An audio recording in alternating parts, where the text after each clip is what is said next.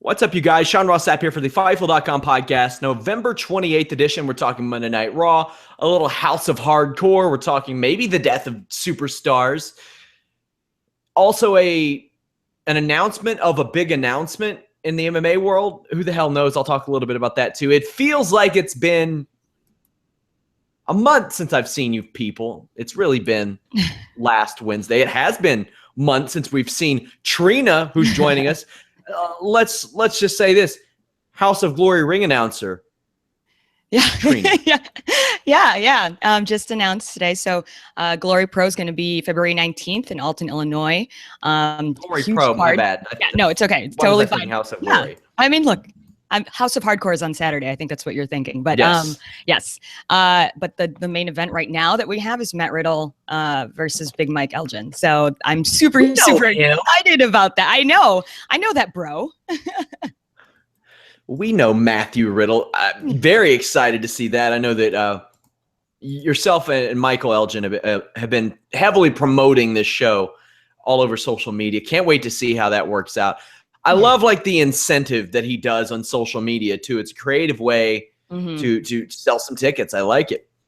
Yeah, We're also joined by Fightful.com associate editor Alex Pawlowski. Alex, how are you? I'm doing well. After a Raw like that, which was unheard of about 3 weeks ago, I'm doing pretty good. Yeah, I think it's back-to-back weeks of not decent, good Monday Night Raws. And yes, man, if you would have told me that I'd be saying that towards the end of this year, I don't know. I hope they don't coast into Roadblock because they've had a couple of good shows. Wait. That's Roadblock end of the line to you, pal. Oh, sorry. Oh, I'm so sorry. Somebody said the whole thing. It's contractually obligated. Somebody sent me a tweet that said that it sounds like a bad WWE Studios movie, and it does. Roadblock End of the Line sounds like the version 2, End of the Line. Right. It's like the version they can't get Randy Orton for this one. They have to go with Ted DiBiase Jr. in the main event of End of the Line. Sorry, guys. So we get this Chris Jericho, Kevin Owens segment to open up the show. They make fun of Americans. Roman Reigns comes out. He wants another shot. Kevin Owens stumbles over his words, and I think that he and Chris Jericho did a fantastic job of saving that.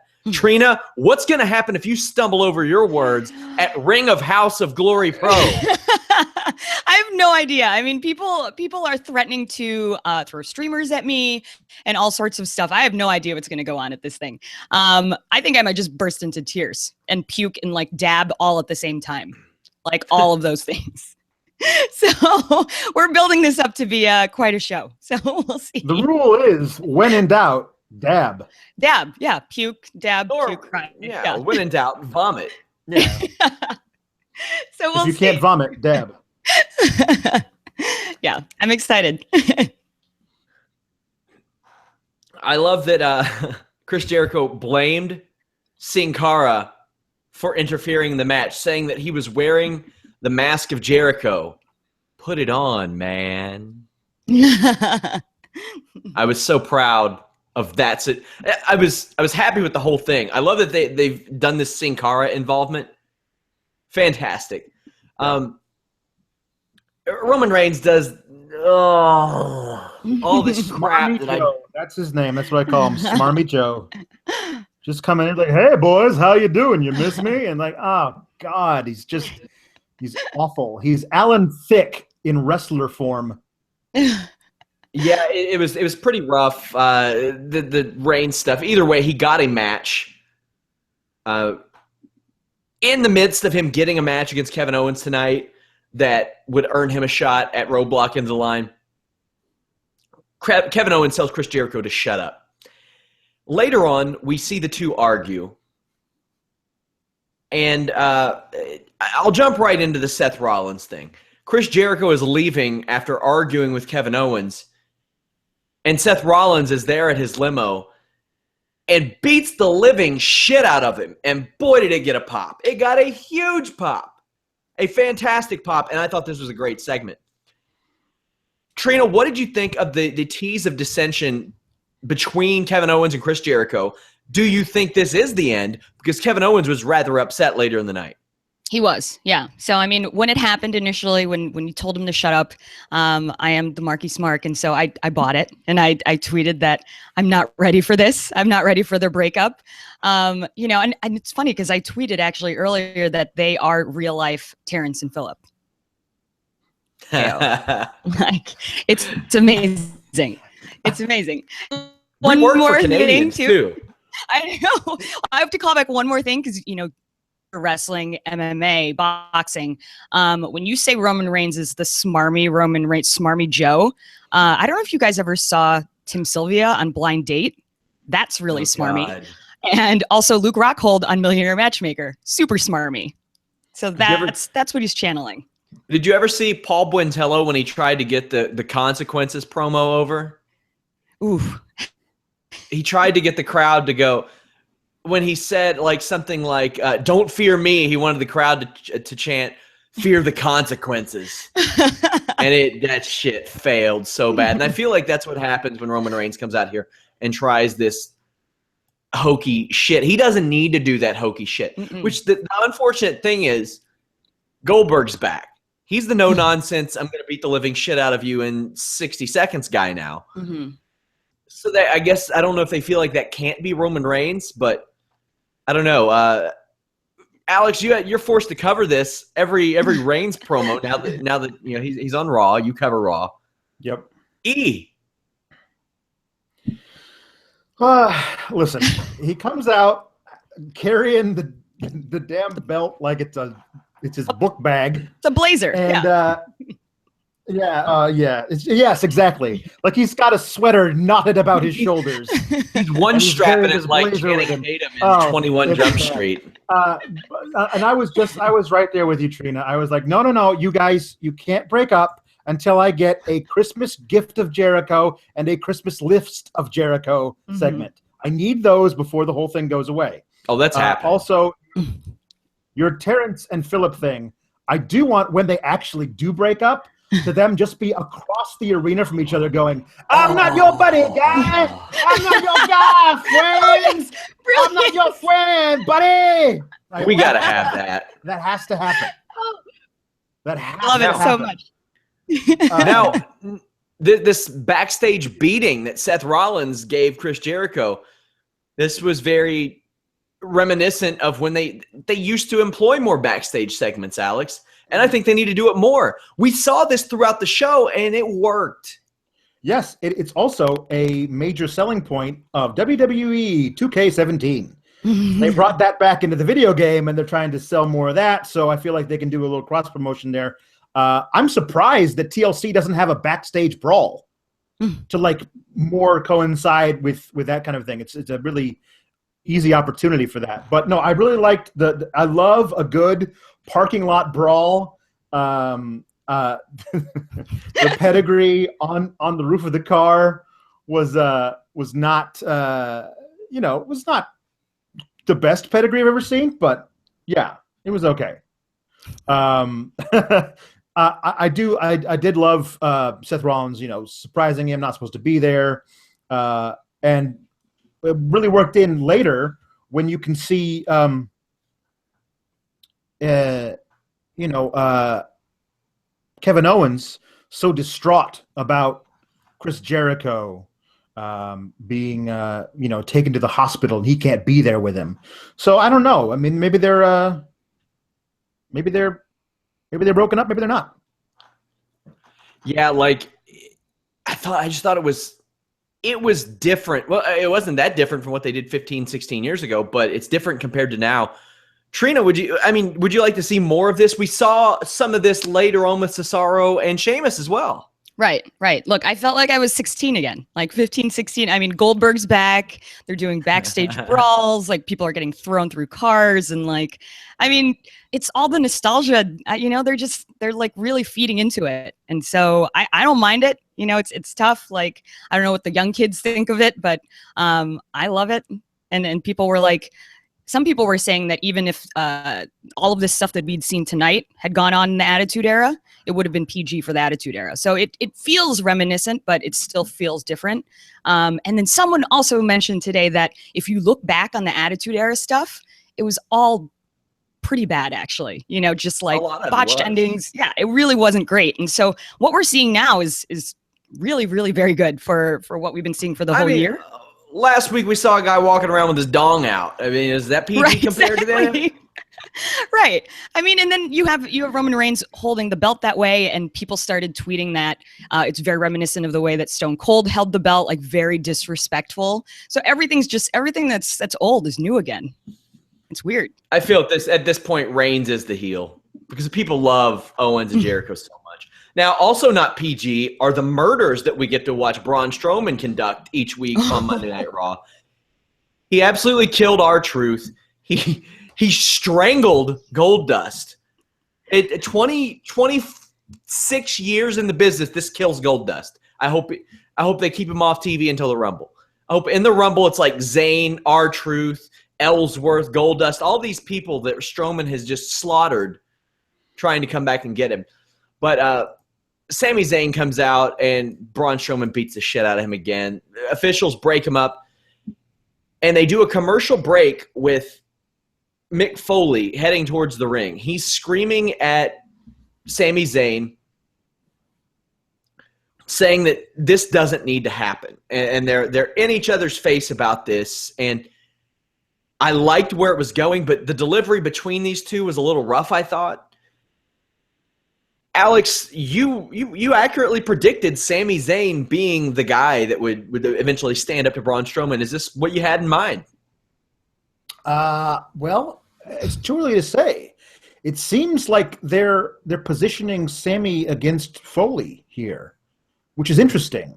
I think the problem that you may have seen where it was kind of stumbling over things is that Foley was literally stumbling over his own teeth during this little bit and had to spit them out onto the canvas.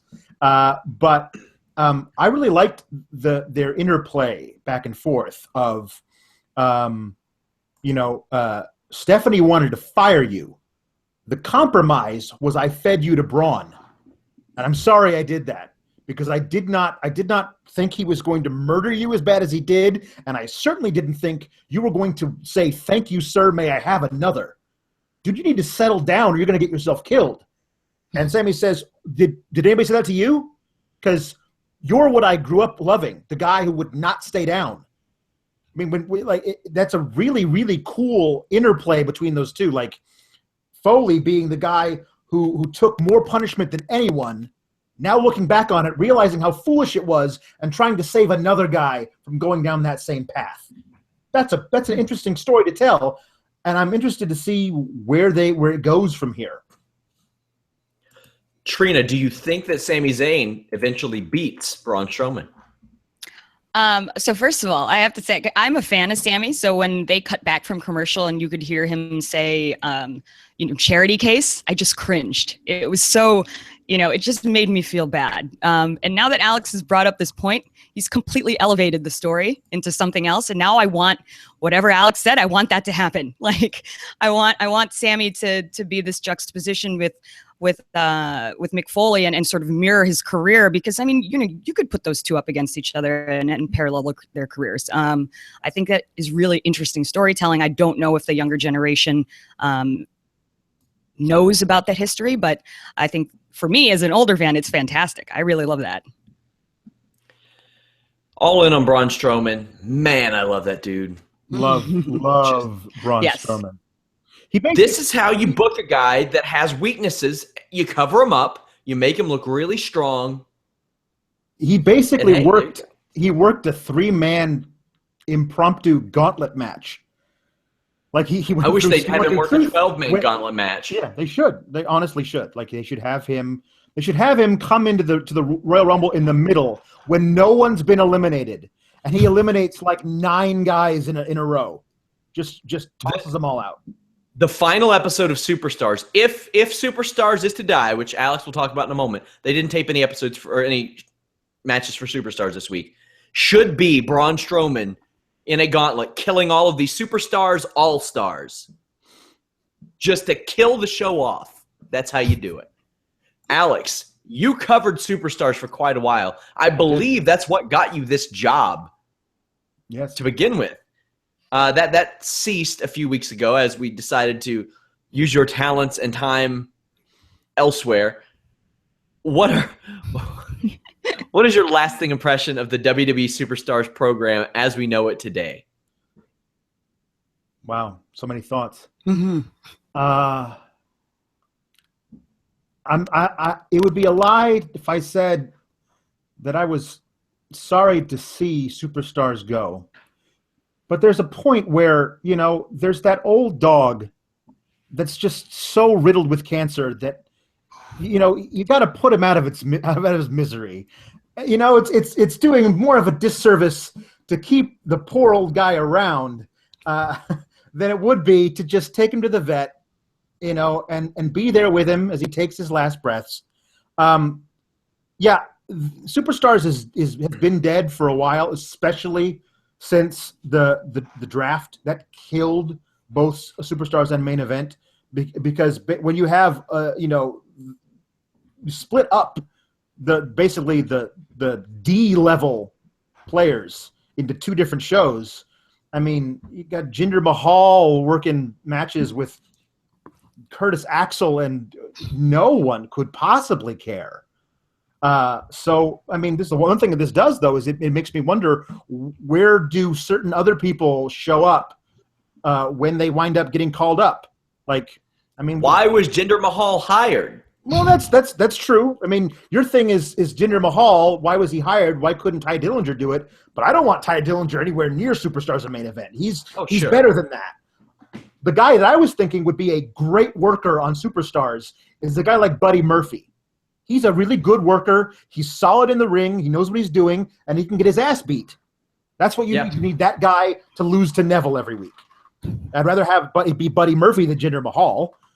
I honestly think they should be using Neville better than this too. So, a 7-year run for this incarnation of WWE Superstars, if it is to die, if it is. We had Cedric Alexander versus Tony Nese. Nese had Drew Gulak at ringside with him.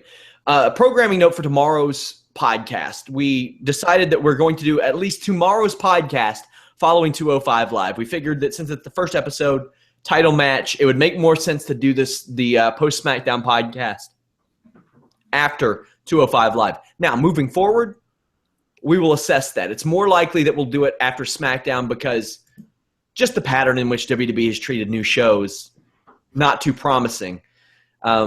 And if we didn't wait until after Talking Smack to do it, we're probably not going to wait until after 205 Live to do it most of the time. But tomorrow night, after 205 Live. Also, I wanted to tell you all, go watch Most Ridiculous with Anna Bauer. The new episode is out. Also, the Matt Riddle podcast from last week is free to non-members. But if you want to get early access to some of that stuff, things like the Most Ridiculous with Anna Bauer, which will be going to our members section soon, you can get early access to those days before anybody else by registering at Fightful.com. It's absolutely free, no credit card required. Go over there, register. You get access to our forums, which are growing. We have a Q&A section in there. Pretty soon, Jimmy Van and I are going to do a podcast where we just do Q&A and talk a little wrestling, just BS it a little bit. But register at Fightful.com. Get all the exclusives early on our site. Also, MMA, pro wrestling, boxing, anything you want, we have it over there. This weekend alone, 2 Bellator shows, UFC, Ring of Honor pay-per-view, WWE pay-per-view. It is loaded. Now, Cedric Alexander got beat. I'll say this. Trina, he's getting a better reaction than any other cruiserweights on the show with no character build, nothing. Why do you think that is? I would like to say it's because he's got, a nice indie indie fan base that's really behind him. I mean, that's what I see in social media. You see a lot of, especially the younger fans. They are all about Cedric Alexander. I mean, there are, like 19-year-olds that are just dying to meet him. And so it's really, I think that's what it is. In the indie scene, he was super, super nice. Always great with the fans, interacted with them. And so I think now that he's in WWE, I think a lot of that fan base is carried over. Alex, you covered the Cruiserweight Classic. He obviously made quite the impression, but that audience, a little bit different than this audience. Do you think, what do you attribute this reaction to? I mean, he's just brilliant in the ring. He really tells the story so well. The moves that he does, his greatest hits, as I call them, when he does some of his stuff where he does like a backflip into a head scissors, his springboard clothesline, he gets so high. Someone said this, and I forget who it was, and I've thought about it. It seems really true. That weight loss, it's not just a story. Like, he used to have to push off so much harder to get 230 pounds up over into a tope suicida, or a tope con hero. But he's using the same amount of force because he's just used to that. And all he has to do is propel 205 pounds. So he gets much higher. Like, if there was a fourth rope, he'd be clearing that on some of those things that he's doing. I really, really love everything that he does.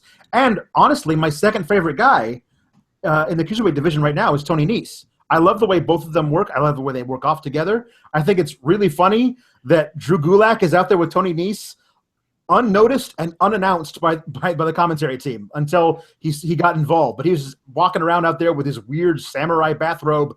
And I really like the two of them as a team together. And sue me, I really love the idea of Alicia Fox and Cedric Alexander as an item. I want to see where that goes because there's just limitless possibilities. Now, Charlotte is Cedric's hometown, as people are pointing out, but he's getting better reactions than the rest of the Cruiserweight division everywhere. He lost tonight via distraction to Tony, or because Drew Gulak distracted him. I really wish, if you got a character that's like naturally getting over, don't make them look like a dumbass like this. If you want to beat him, just beat him. But there are no street smart wrestlers anymore. There are no wrestlers who just don't get fooled by that stuff. And a street smart wrestler would probably be a popular wrestler. Nobody wants to cheer for a dumbass. Nobody wants to cheer for an idiot. Nobody wants to cheer for a fool. Either way, he's fantastic in the ring. And it's awesome to see how his hard work and how he was just a guy in Ring of Honor. He was just a dude. I didn't really care to see him. I didn't want to see him. I thought that Veda Scott shit was horrible. I didn't like the angle, the lawsuit deal. It was stupid. I hated it. He showed up at the Cruiserweight Classic, and I was automatically interested in seeing him. I saw how much he devoted into getting into shape for that. Like, he knew this was his big shot, and it paid off for him. So good for him. We will get to the women's. We'll get to the two women's matches at the end of the show. Rusev versus Enzo Amore. Rusev picks up Enzo, or he clotheslines him, then he kicks Enzo right in the wiener. Now, this was fitting. This was storytelling. This was Rusev kicking a dude in the wiener because he had his wiener out in front of his wife. Well, Trina. Yeah. Trina, we got to get the woman's perspective here. Say some dude just walks up to you at Glory Pro with his wiener hanging out. What would you expect your husband to do? I would expect him to grab him or kick him in the wiener or something. I hope you would kick him in the wiener. Grab him by the wiener. Good Lord. Get it out of here. You're out here shooting on your husband. I was trying to put him over. Jeez. Kick him in the wiener is the correct answer. Jesus Christ. This is what I bring to the show. This is why you guys miss me, Oh, man. So, Alex is... I love Enzo Amore, but is Rusev the heel here? He's never the heel, Sean. He's never the heel. Rusev is never the heel because they keep having baby faces come out and assault his wife. And all he does is return fire with righteous indignation. Listen, it's one thing for Roman Reigns to hit Rusev, and Rusev then recoils into his wife and knocks Lana into a cake. It is an entirely different thing for Enzo Amore to commit verbal sexual assault on Lana, and I am not joking. That was disgusting. I did not appreciate most of the things that he would. It's not okay in 2016. It just isn't. It would have been perfectly at home for The Rock to say stuff like that in 2000. But now I don't like it. I really don't. It feels weird. You can't champion women on the show by putting them in the main event in a kick-ass match and at the same time degrade another woman by talking about maybe Enzo was the one getting degraded. Well, by being kicked in the junk, yes. But only as a retaliation for saying that she wanted him to stuff her turkey. Like she wanted it. Look, she saw my penis, and obviously she wants to have sex with me. That's what I mean, I don't know. I mean, it really bugged me. In the scope of entertainment, it tiptoes that line because it is entertainment, it is scripted, but they have done this with Lana an awful lot. Now, it's like, I don't know, compared to like I shouldn't say compared. It does tiptoe that line. And the championing women and stuff, I don't think that affects that. Maybe it does. Maybe I'm just from somebody. Oh gosh. Somebody says, would love to hear Russo chime in on this. No, you wouldn't. No, you wouldn't. We're getting a bunch of head shakes here. No, you wouldn't. Somebody is comparing you to Broken Matt Hardy, calling you #triggered Alex. Oh boy. It's possible. This is the gimmick. Seriously, like if somebody said that to my wife, I'd do a lot worse than kick him in the dick. Oh, of course, sure. You know, so yeah. But I mean, this is entertainment. Like it's like, where do you draw the line for entertainment? It's either and it is that weird, like, well, it's reality, but it's not reality. It's sports, but it's not sports. For both sides, it's like, where do you draw the line? For what's considered offensive and what's considered not offensive. For my own personal line was crossed tonight. That's what I will say. Sure. And your mileage may vary, you know, as the greats say. Like I'm but for me, yeah, this was it tonight. Mm-hmm. I mean, it was bad. I mean, it did, you know, it caught my ear for sure. I think they definitely were, you know, it crossed the line and in the, like, we are way too into the Attitude Era now, you know? I mean, there were too many things that harken back to the Attitude Era, and I think that was the one thing that was like, too much. Because the weirdest thing is that they cut to a bunch of kids afterwards. Like, they cut to the crowd reaction, and it was like children. And I'm like, what is happening? This is not cool. So, you know, maybe I'm not as triggered as Alex, but I get it. You know, it definitely crossed the line. Yeah, I see the point. I'm not personally offended. Then again, I'm not a woman. It's hard for me to look from that perspective. Also, I mean, if they have Lana walking around on all fours, barking like a dog, yeah, I'll probably be #triggered too. Because, yeah. Well, I didn't expect to unpack all of that. Rich Swann versus Noam Dar. Rich Swann wins. But he got a little bit of mic time after this. Alex, it was decent. It was okay.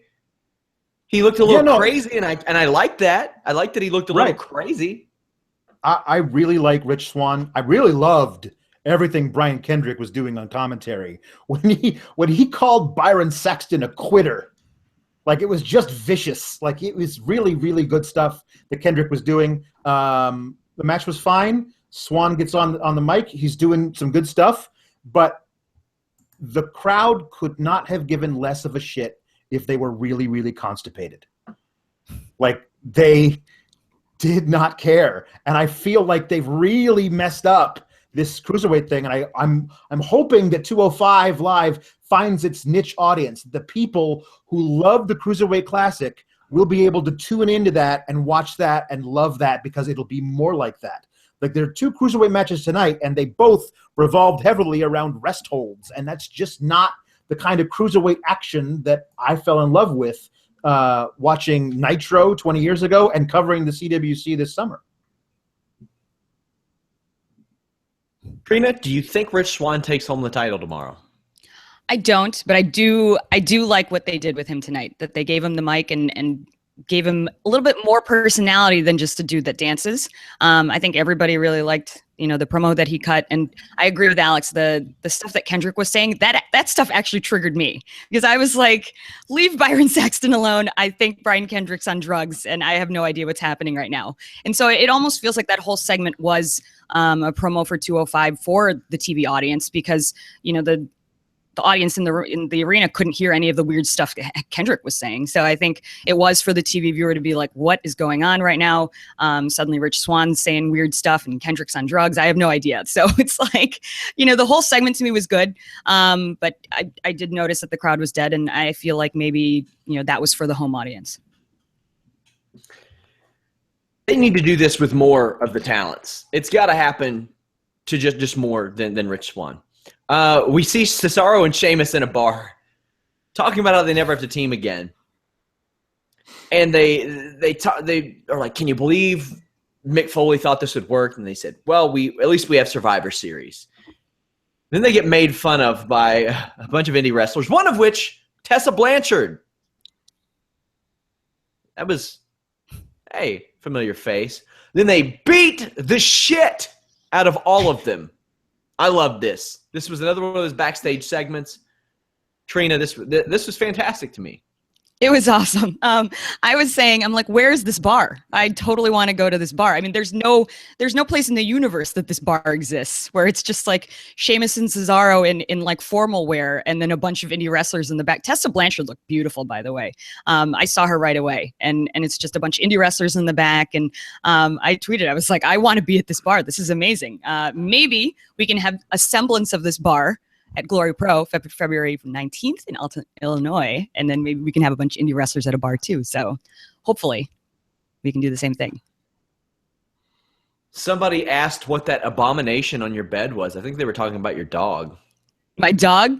I can pull him. I can put him on camera. No if people want to make from sure. The dog. Alex, someone tap in the on the discus boards asks, does Cesaro beat New Day at Roadblock to win the titles? That is after the demolition record is broken. Right. Well, I think somebody does. My thought had been before this segment that they would have had New Day come out at Roadblock and say, hey, we're still champs and there's nobody left for us to beat. And then the Revival would come out and beat them. But after this segment, it certainly looks as though Cesaro is whole and getting along, and this is like they told such a great story in this one segment of them. Like, can you believe they actually had him argue a little bit again? And by the end, they were best buds, toasting with a Guinness. Like it even like Cesaro, like he showed he had changed, that he was like, hey, you're my friend. You drink Guinness. I'm going to get rid of the 007 martini, and I'm going to drink a Guinness too. Friend, let's toast to the fact that we just threw a guy through a wall. You know what I mean? Like it was really great. I loved almost everything about this segment, except for the fact that somebody wrote a Village People joke and had that one indie wrestler say it, because that's so timely. But otherwise, I really loved this whole thing, and I did not expect to. When it showed Sheamus sitting at a bar, I was like, oh God, this is going to be terrible, and it was great. I loved it. Would you say that the Village People joke hashtag triggered you, Alex? No, it didn't trigger me, not necessarily. No. You never know. You never know. You never know with me. My triggers are all over the place. Roman Reigns, Kevin Owens. This is a fine Fine match. Roman Reigns won. Clean.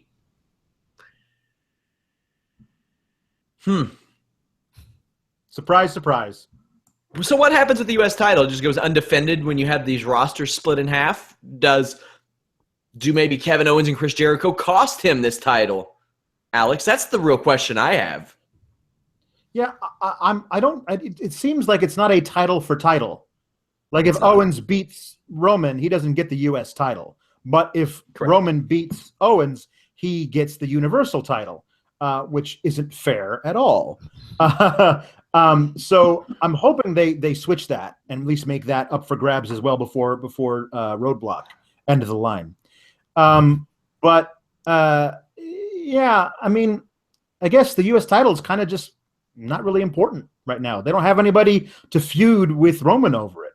What they should be doing is just putting Braun Strowman on the U.S. title express and putting him in matches with Roman Reigns. Even if he winds up losing, but he's going to eventually, I think the story is that's. I think Reigns beating Braun Strowman is a terrible idea. Well, that's the whole thing is I don't think that's what's going to happen to begin with. I think the way that you have, because at this point, I think they've kind of nerfed Brock Lesnar, so you need a new beast for your hero to conquer, and that guy is Braun Strowman. I think they're going to do that. I don't think that they should do that. I think that they're going to do that. I think it's a foregone conclusion, and I'm just trying to find the silver lining in this cloud. Yeah, I don't think Reigns would gain anything from that. It would hurt Strowman, but yeah, they got to do something with this title. Trina, any surprise that Reigns pulled off the victory here? I mean, it seemed kind of obvious that's the direction they were going, if not Jericho versus Owens or right. Well, I feel like WWE, and to carry on with this theme, just loves to hashtag trigger wrestling internet by always teasing Reigns is going to have all the titles all the time and he's just going to win all the time. Because that's what happened. I mean, he won and suddenly people were posting all these pictures of Roman with both belts and people were freaking out. So I think, I think WWE just likes to mess with us sometimes. Like they know that that's our thing that we hate, that Roman's push. And so every once in a while they like give us a little bit and then we all get all angry about it and we have a little hissy fits. Kevin Owens had a hissy fit over Chris Jericho. He says that Chris Jericho getting hurt, getting pedigreed on top of the car was the reason that he lost because his head was not in the right place. He felt terrible that his best friend was on his way to the hospital. Alex, do you think this writes off Chris Jericho for a little while, or he going to be back next week? I think it's going to be basically a co-main with Owens and Roman and Rollins and Jericho. I think that Rollins has moved to blaming Jericho for all of his problems now, and that's what that little scene was. And now Jericho can get back at Rollins and they can have an actual feud. I think that's what Roadblock end of the line is going to be.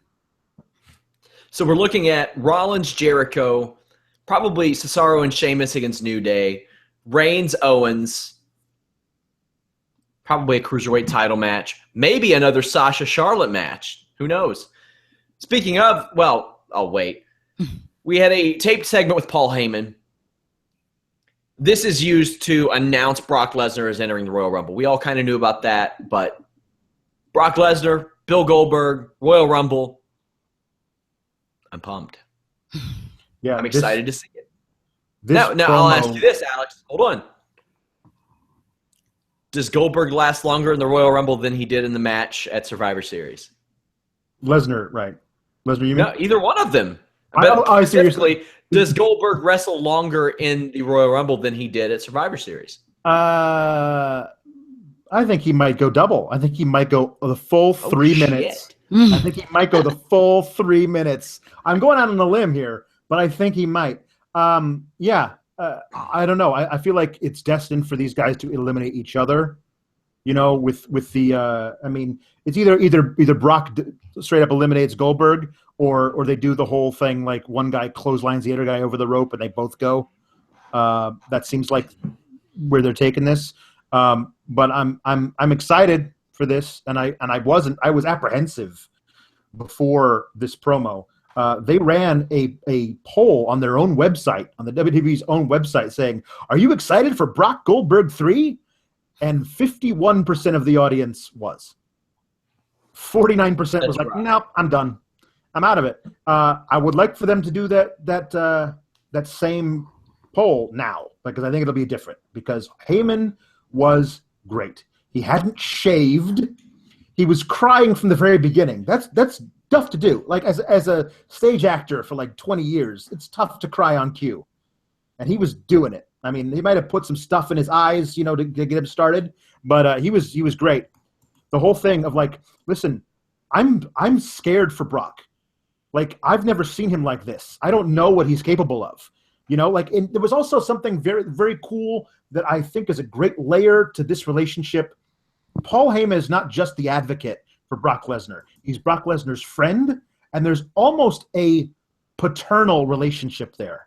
Like, he really cares for this guy, and he saw him get really hurt, not just physically hurt, but emotionally hurt, embarrassed, and humiliated.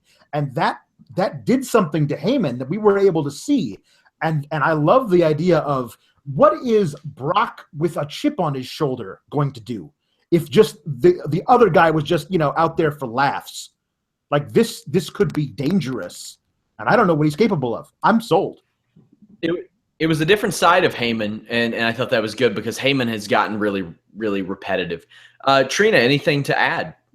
Yeah, I mean, I have to say, as an MMA wrestling fan, what a hell of a year for Brock Lesnar. I never could have predicted any of this stuff.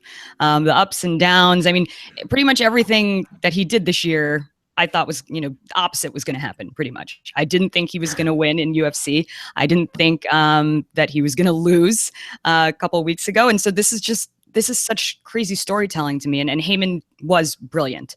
To me, it almost reminds me of Lucha Underground with Katrina, and like that stone biscuit thing that she carries around. Like, he's almost like a power source, like a paternal sort of thing, like, I think seeing Heyman like that just puts Brock in another light. And I think gives some depth to that character. New Day, Gallows Anderson. I like that Stephanie McMahon and Mick Foley are making New Day defend their championships each week, because they haven't a whole lot over the past year and a half. Now, to be fair, they have about as much, if not more, than Demolition did during their run, so I don't see a problem with that. Because I went back and looked, and damn, outside of some MSG shows that weren't televised, Demolition didn't defend their titles that often. And back then, it seemed like every other match ended in DQ or countout. Like, I go back and I watch old wrestling, and that's all that happens. I thought this was a fine match as well. Xavier Woods kicked out of about 900 different things, to the point to where when he was on the ramp after they won, he said, "I'm the kick-out king. I'm the kick-out king." They cheated to win. I like this because it shows that this means something to them, to the point to where they will go beyond where they have been going for the past 9 months or so. They are willing to sacrifice their integrity for their legacy, because this is important to them. Trina, would you do the same thing? I think it fits with their character. I mean, they've been faces, heels, tweeners this whole time. I think when we look back at New Day, like 20 years from now or whatever, whenever they're inducted into the Hall of Fame, we'll like the shenanigans. I mean, now, because we experience them every week, and it's always like, well, sometimes they're corny, sometimes they're good, who knows? But I think when we look at it as a whole, it's part of their whole library. So the thing I always like to bring up, Alex, had they not given primetime players that weird little run that they didn't need, New Day would have just smashed the record by now. Yep. Yeah, no, that was a really big misstep on the part of the bookers there. I really enjoyed the hell out of this match. I loved the way it started with Luke Gallows immediately wrecking both Kofi and Big E on the outside, and then Anderson and Gallows trading big moves on Xavier, just trying to put him away from the very beginning. Yes, I mean, Big E hot tag is fire. I mean, that he seems to have righted himself on the spear through the ring ropes to the apron to the outside, and he's not killing himself anymore, which is good. I like the whole thing. I mean, I don't know what it was. I can't really describe it. There was a double team move that was kind of like the Doomsday Device, but it was a neck breaker that they did on Woods that I thought he was dead, and he kicked out. Like, that was really good. They've been pretty liberal. Like, with a few exceptions, you can't really say the WWE doesn't let them do this, and this move anymore. I saw, oh my God, the Bulldog that American Alpha's doing now, that the Steiners used to do. Jesus. Yeah.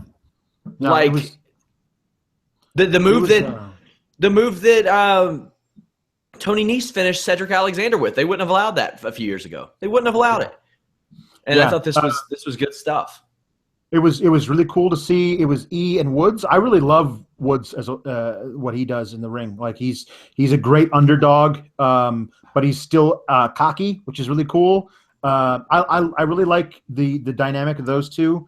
I thought it was a good thing that Anderson was cheating by he had the tights, and then Woods rolled through and he had the tights. So it's fine. Turnabout's fair play. They still cheated, but they cheated, basically to get back at the guys for cheating before them. And I like that Steph and Mick Foley are making them defend it right up until they break that record. I think that's a good story. We had Sasha Banks, Charlotte. This went on early in the show. It ended at a double count out. Mick Foley said, no. This is going to happen later in the night. We got a couple backstage promos in the interim. They got to stop scripting Sasha Banks. I hate it. It wasn't as bad as usual, but they got to stop it. Then they had a kick-ass match at the end. And I don't know if you all see this on Twitter a lot. A lot of the people that push women's wrestling will shit on a lot of the stuff at the top, which is weird to me. I think these two consistently have just unbelievable, fantastic matches. And the bar that they have they keep raising. I don't know how people can deny that anymore, but there are still some people that kind of hate on it, and it weirds me out so much because they did so much in this match. They've had many different types of matches, from just a straight up match to a Hell in a Cell match to one where Sasha beats the hell out of her with a Singapore cane. Like, that was one of the most savage kendo stick beatings I've ever seen. Including one right to the crotch of Charlotte.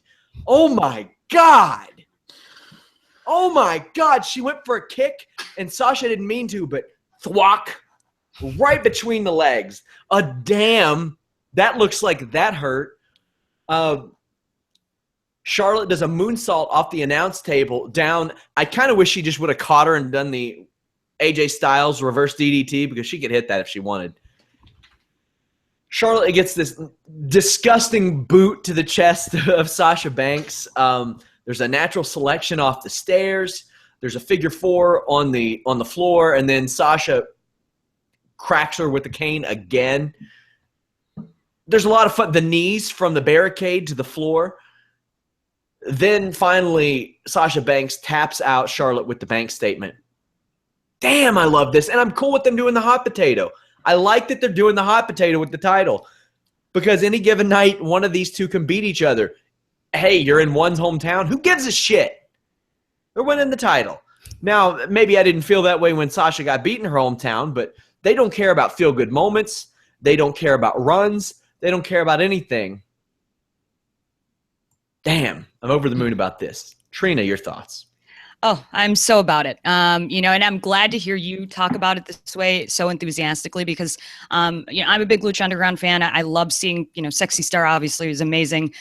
Seeing the women go with the guys. Intergender matches are my favorite. I'm a giant Ivelisse fan. Ivelisse changed my mind on intergender matches. Right. And this is the thing. I think we just need to get used to seeing women in powerful situations and being in danger and getting out of it. And so it's I feel men are a little too uncomfortable with it. They're too uncomfortable with seeing little Sasha getting beaten up by Charlotte, and I think that's some of the fatigue that people are feeling is they just don't like how violent these matches keep increasingly getting. But I'm telling you guys, as a woman, as a champion of women's wrestling and intergender matches, we have to keep pushing the envelope for everybody to get used to this sort of thing.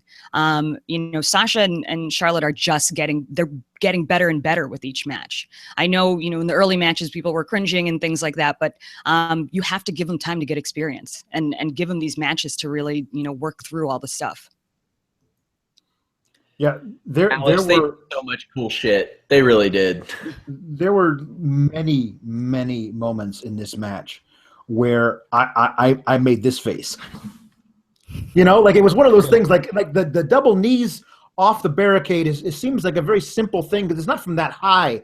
But the way Charlotte hit, she just smacked and stayed there. There was no bounce, nothing. It just looked like she was just ruined by that move.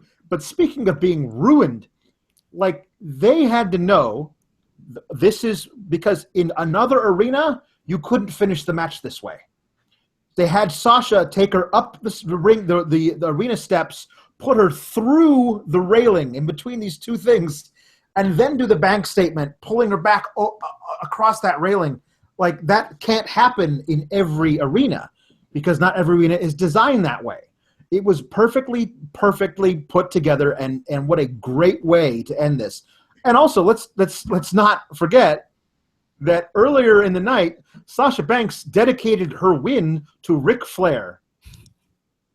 And I was like, oh, that not only is a stretch, but like that's a bad omen. Now Ric's going to show up and cost Sasha the match because that's just kind of what they do. But no, he did show up at the end. He raised Sasha's hand and gave her a hug.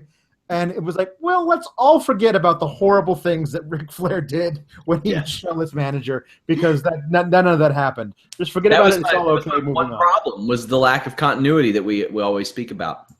Yeah. All in all, I thought this was a damn good Raw. As I mentioned on Twitter, a lot of time I catch up on these shows. Alex covers it. Mike Straw does it on Twitter. I write the stories in association with Raw, like if a championship changes hands. Unless we're about to do a podcast like tonight, then Carlos does it. Sitting through commercials goes a long way for me, but even if I did, this would have been a good show to me. And that's 2 weeks in a row. That doesn't happen a lot these days. 6 hours in a row of good Raw, hey, that's promising to me. I'm happy. I'm optimistic. Because SmackDown is consistently at least decent. Now, I wonder how I'll feel about it tomorrow night after I'm watching 3 hours of wrestling as well, but either way, Fightful.com is the place to get it, guys. MMA, wrestling, boxing. If you don't like one or the other of those, go to Fightful.com/MMA/wrestling/boxing. We do video podcasting 5 to 7 times a week. We're going to have a ton all throughout this week, including the show with Matt Riddle on Thursday, exclusive to members. For at least the first few days, we keep that exclusive to members. When I say that Matt Riddle does not give a shit about burning bridges, I cannot properly convey that until you watch that show. The utter lack of shits that he gives about any working relationship, it's magnificent. It makes for a great show. Also, on last week's show, we covered the topic of forced circumcision. So if you guys are into learning about that, Matt Riddle Podcast is the place to be. And Fightful's the place to be for all your wrestling, MMA, boxing news, exclusives, interviews, podcasts, videos, and photos. We've got all kinds of multimedia up there. Also forums. Maybe you want to talk about movies, TV, video games, action figures, wrestling, MMA, boxing. Head on over to our forums as well. Share the page. Let people know about it. Now, as I mentioned, Wednesday, we will be on a conference call. Fightful.com will be myself and David Tees. And, of course, Showdown Joe and I will talk about this Wednesday. There's an announcement that GSP, Donald Cerrone, Tim Kennedy, Cain Velasquez, and former Bellator president Bjorn Rebney have an industry-changing announcement. Now, it's likely to be something involving a union. Now, I don't know how promising that is that Bjorn Rebney is involved, who hasn't been involved in anything since Bellator 2 years ago, 2.5 years ago, and wasn't that fighter friendly back then from what I've gathered as I've I've been working on a Scott Coker, Bjorn Rebney long form article for months, and I don't get a lot of positive reception out of that. Trina, before we talk about House of Hardcore this weekend, what do you think of this announcement of an announcement? Well, so this is breaking news to me, because I didn't see that at all. So that I'm hearing this for the first time. This is amazing because I've talked about the possibility of a union before in MMA. When you say those names, my first thought is, are they big enough names to carry it off? I don't know, and Donald Cerrone is one he said he would love to be the face of a union. Mm-hmm. And I love Donald Cerrone, but he's not the one. But at the same time, if you look at what happened this year in MMA, we don't have the same names that we used to have. I mean, if you tried this a year ago and you had John Jones and Ronda Rousey trying to do a union, then that's a different story. But we don't have the same stars. And so I don't know if these names that you just said, are enough. So we'll see. I would love, I feel like a union is a pipe dream. So I'll believe it when I see it. I think most forms, like from pro wrestlers to MMA fighters to nurse aides, they need unions. You got to have somebody representing the labor that you do. Now, Fightful.com is going to be all over the place this weekend. Like I said, 2 Bellator events, UFC, WWE, Ring of Honor. Alex and Trina are going to be at House of Hardcore this weekend. Alex, what are you looking forward to? Well, believe it or not, this is my very first ever live wrestling event. What? In my life. Yeah. So I'm jumping in with both feet, going to the House of Hardcore. You might get to see somebody get hit in the crotch with a kendo stick at this one. I'm so looking forward to it. Now, Trina, you are all over the place. Like, I'd be more surprised if you weren't going to this show. Right. Anything in particular you're looking forward to? It'll be my first House of Hardcore show. I wanted to go for a really long time, and I'm actually going to Chikara right before, and then in Chicago, and then heading up to Milwaukee for House of Hardcore. And so I'm really, really excited about it. I'm excited for Alex. Watch my Twitter. I might be posting videos of him. I'm a huge market at live shows. So if you've never seen me at a live show, I prepare for that. And like I said, I'm going to get Alex into it. It's going to be a good time. I need to get you all to come to the NXT stuff in Columbus during the Arnold Classic. That is great / miserable because it's like 7 hours in a row of wrestling for 2 straight days. But you get to see everybody wrestle like multiple times. Like you're probably going to get to see Nakamura wrestle 3 or 4 times. You really get to see how people are growing. Like that's where I would get to see Dana Brooke months before she was on TV and Alexa Bliss. And you're like, oh shit, she got really good really quick. So the Midwest is delivering with that indie wrestling, and Trina, you're always there. Yeah, I mean, there's a lot specifically going on in the St. Louis, Kansas City area. I have another podcast that I do called Indie Pop for the New Age Insiders.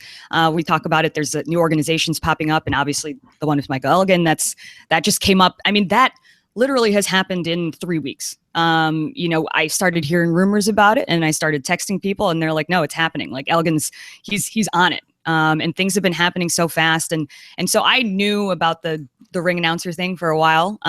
But he's moving faster than anybody can keep up with. And so it's really exciting. We're going to do some big shows, and he's getting really big names. There were the lists that I want to see. Jericho's list is one thing, but I think Elgin's list of people that volunteered to be on the show but couldn't make it work, I think is going to be insane. So just FYI, look out for that. Lots of cool stuff coming up. Alex, I'm sure you can go to the Columbus NXT stuff because I'm sure your wife would be super cool with you making a 7-hour trip just weeks after the birth of your first child. Yeah, no, I'm sure she's all for it. Somebody says, Sean Ross Sapp, do you have a Friday co-host yet?